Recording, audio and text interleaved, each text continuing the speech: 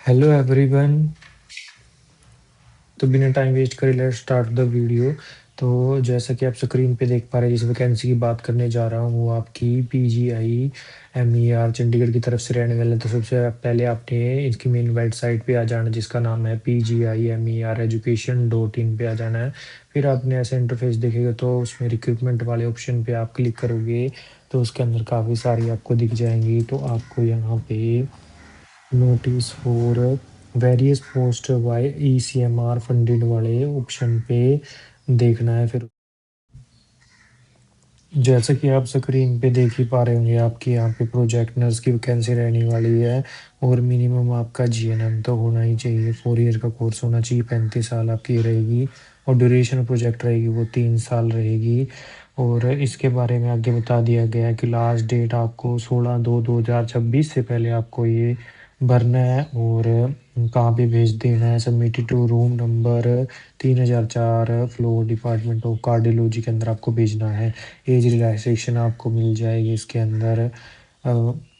And वो जो short list candidate होंगे इनका इंटरव्यू होगा। ठीक है जी, इंटरव्यू की डेट इन्होंने पहले बता दी है, 26/2/2026 रहने वाली है। Online on the Google Zoom और meet. All candidate will be sent link day before to join the interview. The above assignment ई कॉन्ट्रैक्ट बेस पर रहेगी वैकेंसी।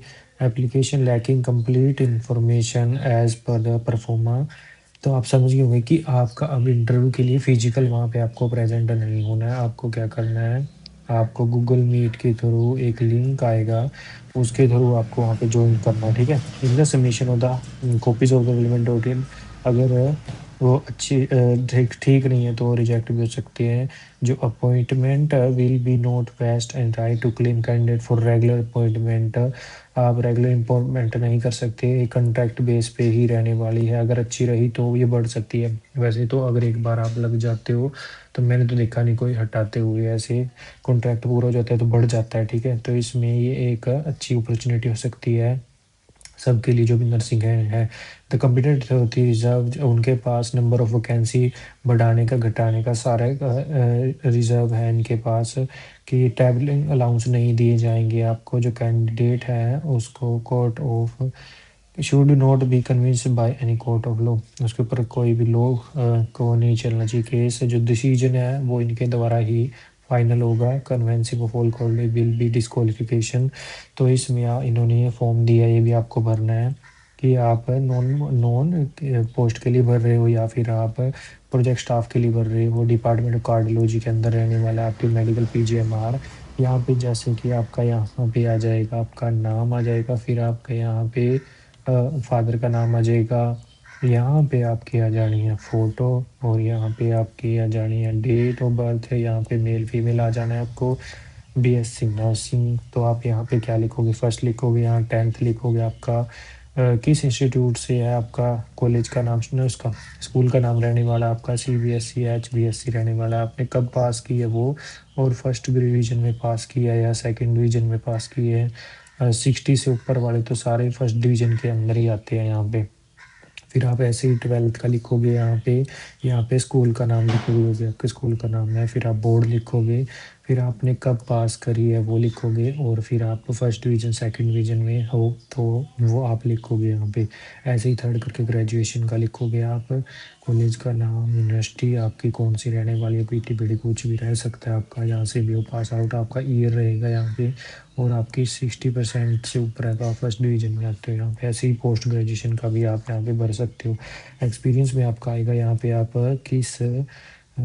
किस उसके ऊपर थे, आप पोजीशन के ऊपर, स्टाफ नर्स के पोजीशन के ऊपर थे आपके, उसका नाम आएगा यहाँ पे।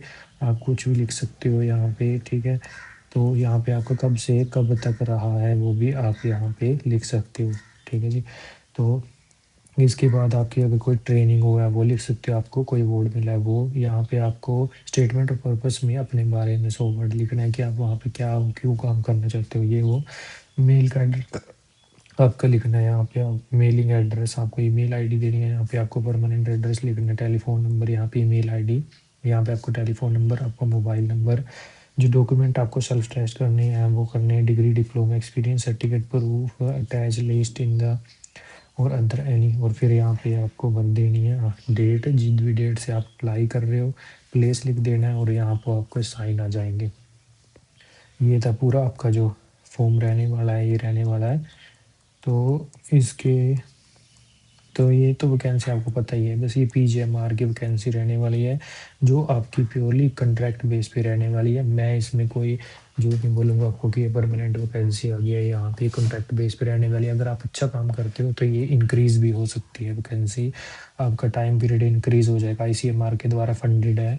इसमें ऊपर भी एक पीजी वाली वैकेंसी आई है, हमारे काम की जो रहने वाली है प्रोजेक्ट स्टाफ नर्स की वैकेंसी रहने वाली है। जैसे कि मैंने आपको बता ही दिया, एज रिलैक्सेशन आपको मिल जाएगी आईसीएमआर गाइडलाइंस के अकॉर्डिंग, सैलरी रहेगी वो पीजीएमआर गाइडलाइंस के अकॉर्डिंग रहने वाली। इसमें नोटिस में तो इन्होंने ऐसा कुछ लिखा नहीं है, अगर आपको कोई क्वारी है तो इनके कॉन्टैक्ट नंबर भी दिया हुआ है इन्होंने, यहाँ पे आप कॉन्टैक्ट कर सकते हो इनको। ठीक है, तो ये थी इन्फॉर्मेशन आपके साथ शेयर करनी थी। अगर वीडियो अच्छी लगी तो चैनल को सब्सक्राइब कर दो, लाइक कर दो, वीडियो को कमेंट कर दो, और सब्सक्राइब कर दो चैनल को, वीडियो को लाइक कर दो, और बेल आइकन को प्रेस कर दो यहाँ पे, ताकि आपको नई नोटिफिकेशन आ सके अगर आप इसको इनेबल करते हो। और thanks for watching this video, thank you.